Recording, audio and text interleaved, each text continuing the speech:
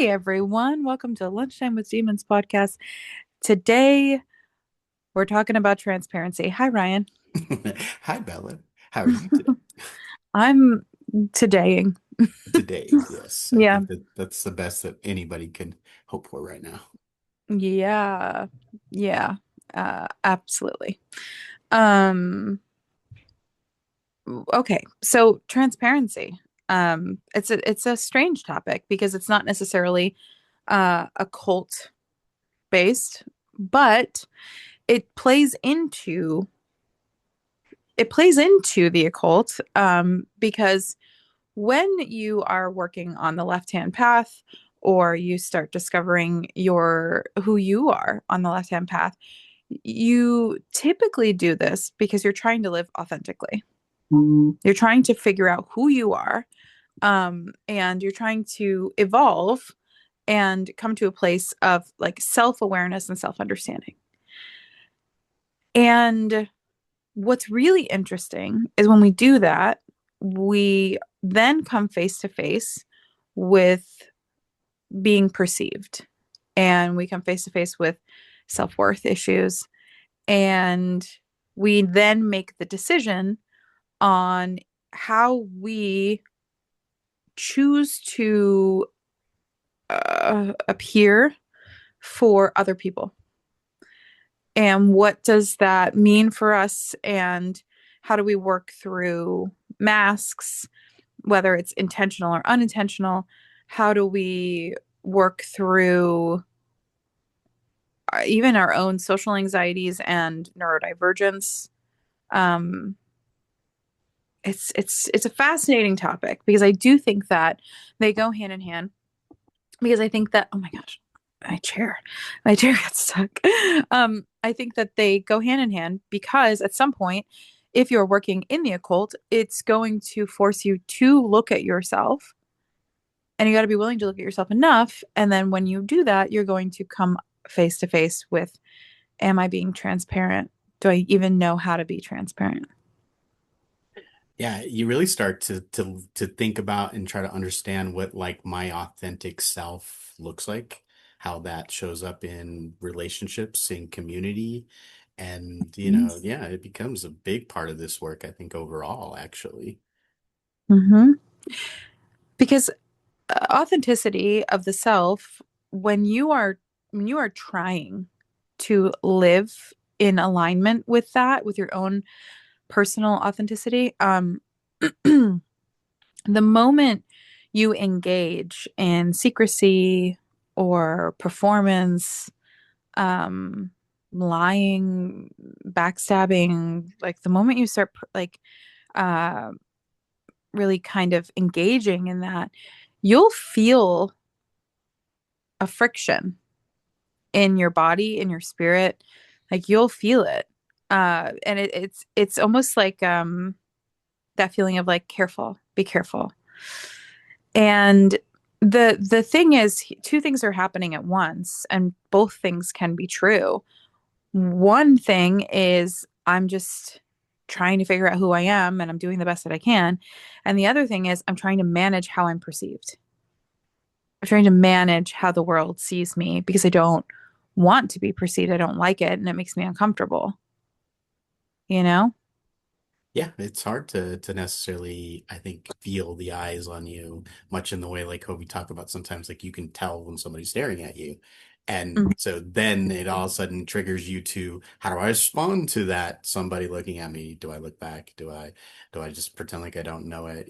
So I mean that's to me like the most basic concept of that, but I do think it resonates with the overarching emotions that come into fact when you start kind of going through those pieces of it. And like you said, the friction of like when you start to feel like when judgment is being passed, or the things that I think stray from alignment with yourself and how we interact with other people, it can dramatically impact you, your nervous system, and how like this work comes to you. Like if you're struggling with like things like that, it can be things of those natures that impact your abilities, your ability to understand what's coming through for you because it puts up yet another lens, I think, in terms of that. Yeah. And uh, we don't, when we're saying like, let's talk about transparency, I'm not saying go overshare everything and trauma dump on everyone because you decide that today you're just going to be transparent.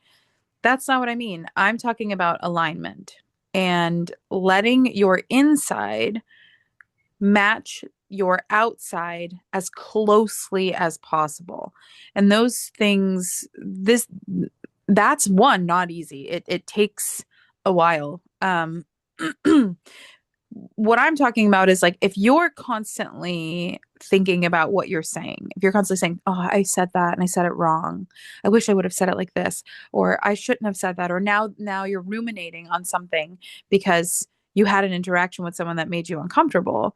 Well, that's not transparency when you're editing yourself, when you become your own personal editor. That's just it's not transparency. It takes from you, it takes from your energy, it pulls from your alignment with authenticity. Like it's not going to foster, uh, it's not going to foster comfort or self-worth. Because transparency at its core, it's a nervous system practice, like you just said. That's what it is. We talk about breath work, we talk about yoga, we talk about all these different practices that engage our nervous system. We also talk about our clair abilities genuinely being the nervous system and using and learning how to use the nervous system.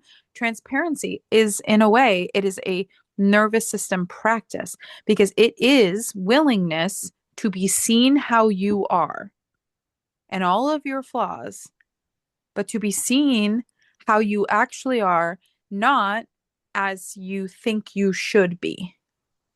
So you stop obsessing over the idea that somebody's going to perceive you improperly.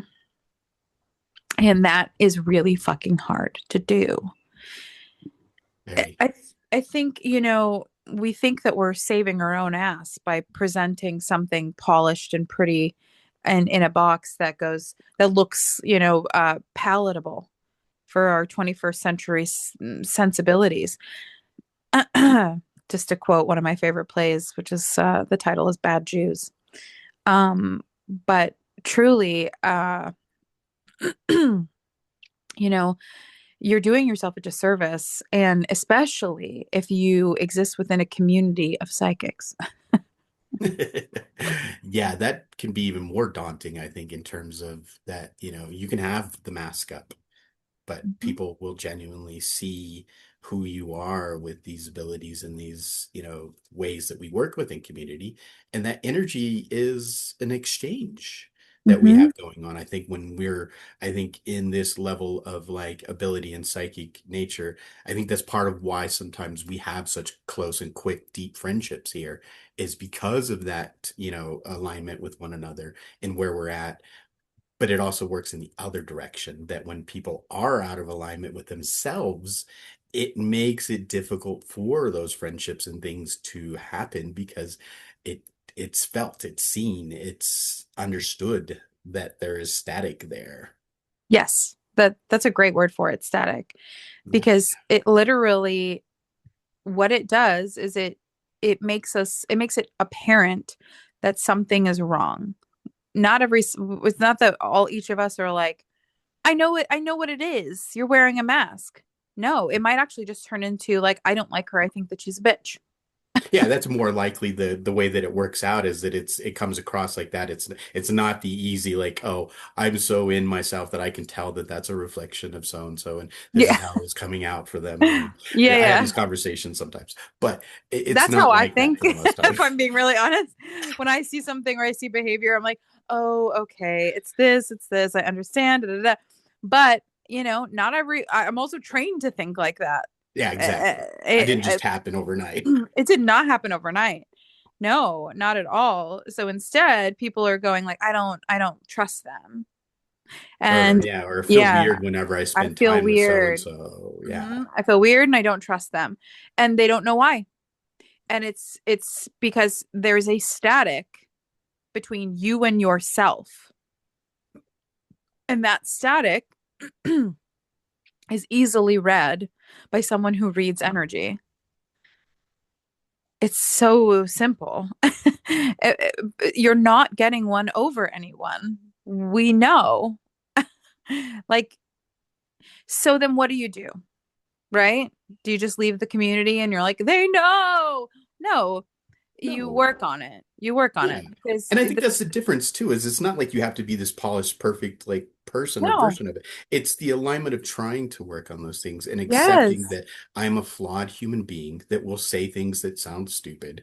And Yep. yes, maybe that comes off as weird to some folks. I know that most of the people that know me and understand me are gonna know that that's right. That's something that's a Ryanism, which I absolutely love to joke about that some of the off the wall things I say are very much just part of my character and who I am.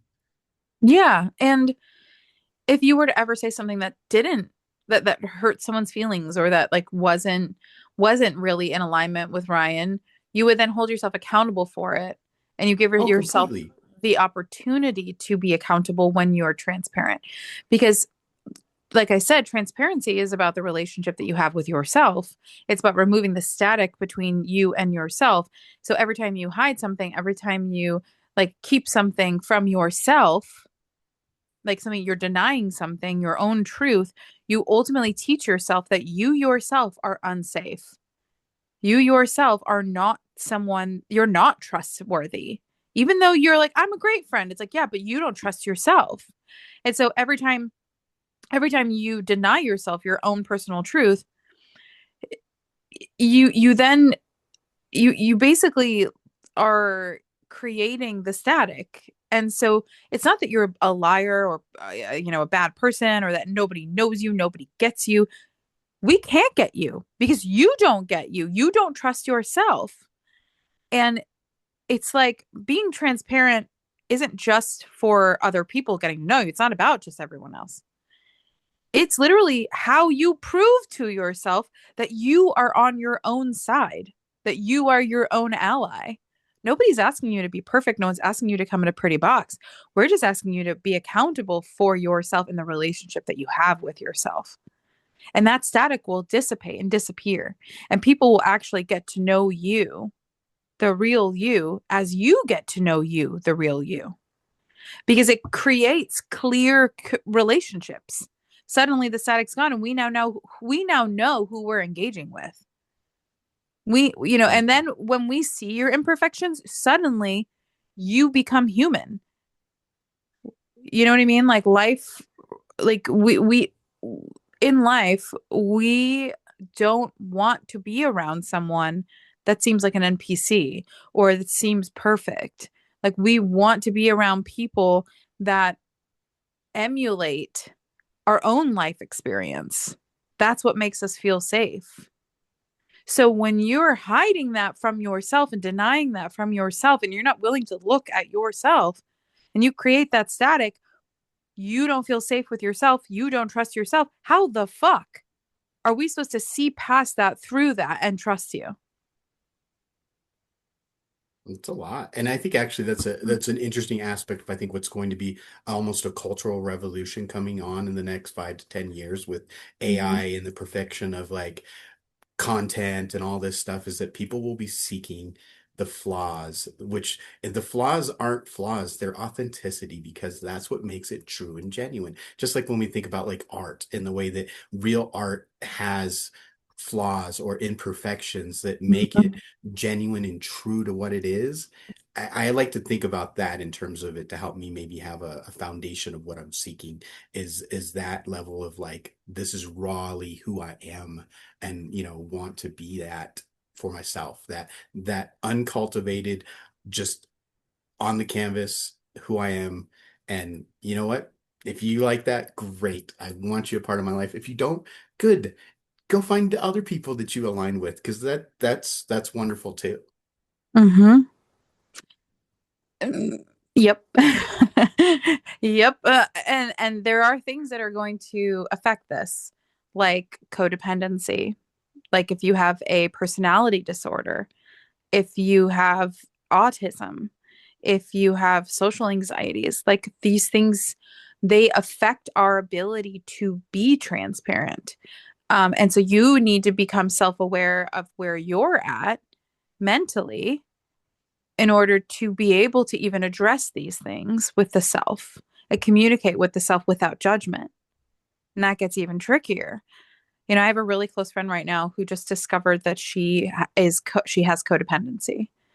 And she discovered by reading a book that I left in her house about codependency because I was reading about codependency. I was trying to educate myself on it because there's a lot of misconceptions of what it truly is. And it she's been really communicating with me about like this discovery, and now that she has this discovery, she can see all of the things that she does.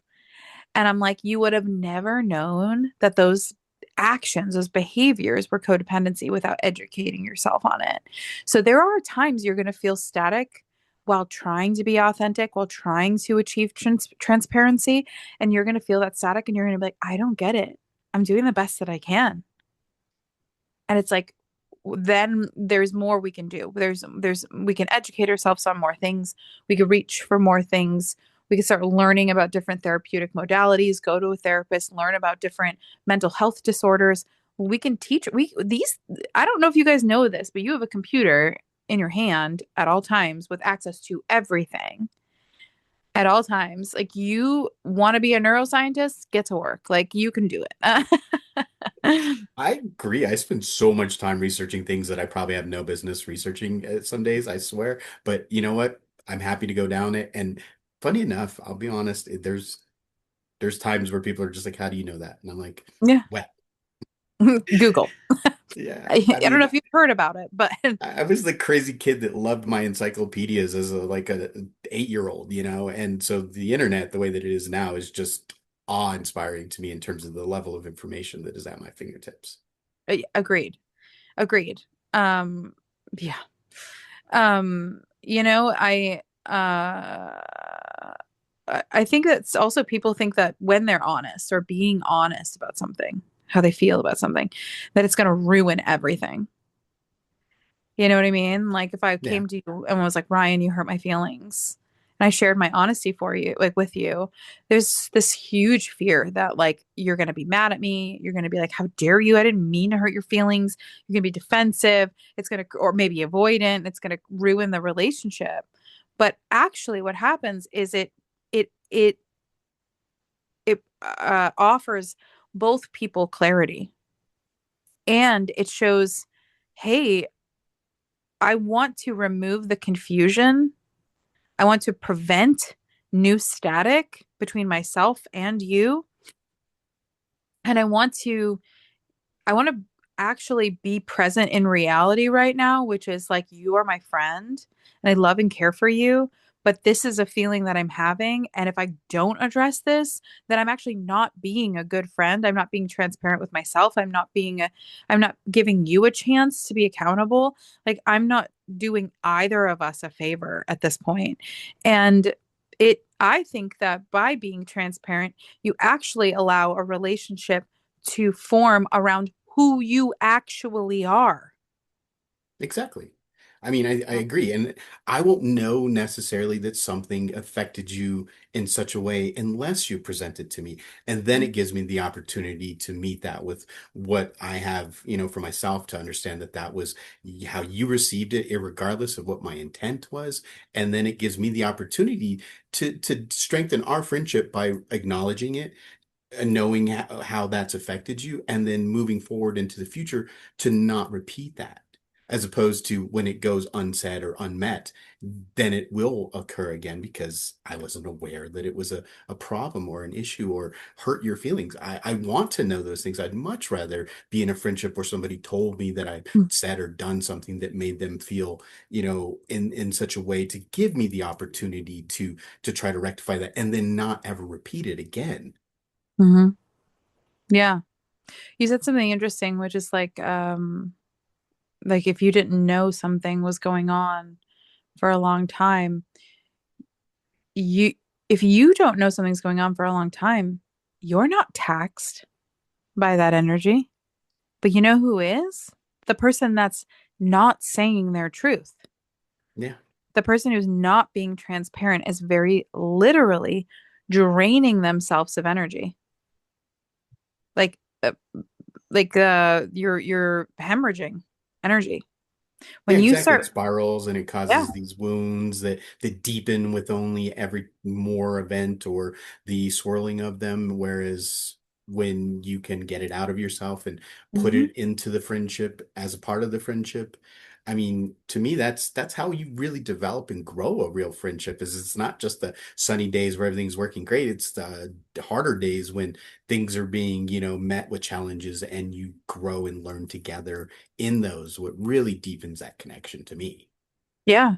And I have a boundary with myself. If I'm thinking about something for more than one day, I address it. Like if it is on my mind for 24 hours, it will be addressed. Like that is a boundary that I have set with myself that I don't break, because what that does is it prevents me from allowing static to form, static that is ultimately only going to drain and hemorrhage from my experience, not from the person that I have the issue with.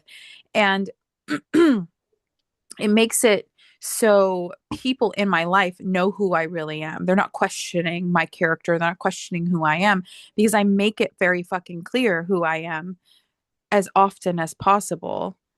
And I don't shy away from conflict because of that.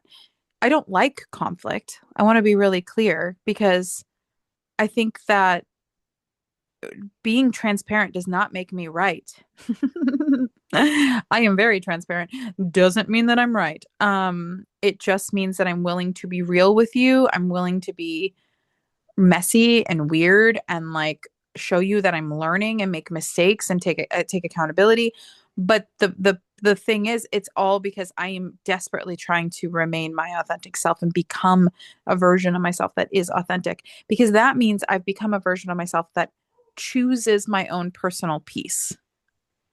I don't think people realize that by choosing to be transparent with the self, you're actually gifting yourself peace and boundaries I and agree. And I self-worth. think this is that foundational like level that we create for ourselves in our nervous system and our body. And that's what I think sets that baseline of where you start your day, if you will, Mhm. and who you are and where you're at. And that can help, change how like some of the highs and lows of life really affect you. Mhm. It can. And just to be clear, this is a practice. Like we It's said, a this is great the, tool though that you yeah. mentioned. I mean, I think it's not only does it give you that like point where you need to address it, but it also gives you that time frame that is this something really important that I need Hmm. to address that. So, I mean, it's a great tool. Because if in 24 hours you're not thinking about it anymore, it might have just been a moment that you had. Yeah, It exactly. It might have was been a it was a you problem. And that's okay too. Like that's the other thing, it can prevent you from like I have, so fun fact about me, I have severe OCD. I was diagnosed at a very young age.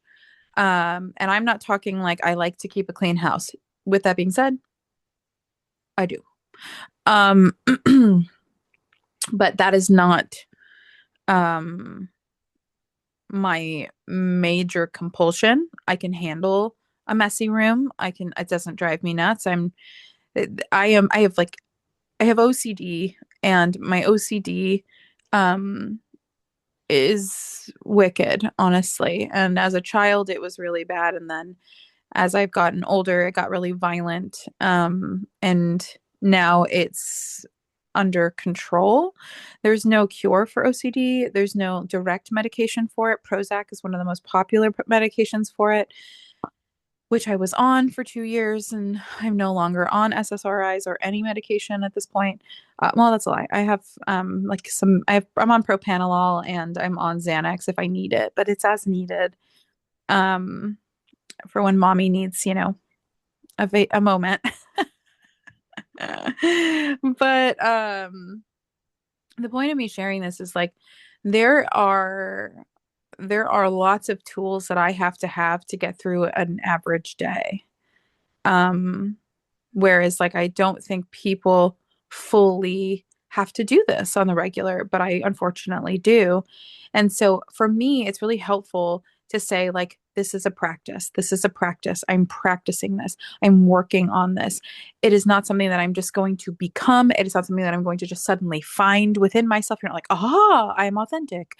Like, you're not, this is very literally a practice, and it requires shedding layers and making mistakes and being perceived and being embarrassed and feeling silly and taking accountability. And it requires all of that. Um, and so be kind to yourself as you make this decision, as you decide to live authentically. Be patient with yourself, um, and trust that it's worth doing in the long run. Yeah, it's so rewarding, I think, as you, like I said, grow into these things, and it helps kind of give you that compass to guide yourself on your life. And that's the other part I like about that feeling of the static or authenticity of kind of like attuning into a station, which you're that station. Your authentic self is that station. And yeah, it's going to waver and you're going to get into some staticky areas. And, but you can continually try to refine that and practice to bring it into alignment for yourself. And if someone around you does not like it, it makes them uncomfortable. That's because they have so much static, they can't see your progression as being something worthwhile. And that's not someone that you need in your experience. Exactly. Well, Ryan, this was a good conversation. I'm into it. I'm going to give the word of the day. Yeah, I love the word of the day. The word of the day is voracious. He is known for being voracious. It's an adjective that means always telling the truth. I like Yeah, so be that with yourself. that. If no one else, tell the truth to yourself. Be voracious. Um, and hopefully we see you next week. Next week. See you then. See you then.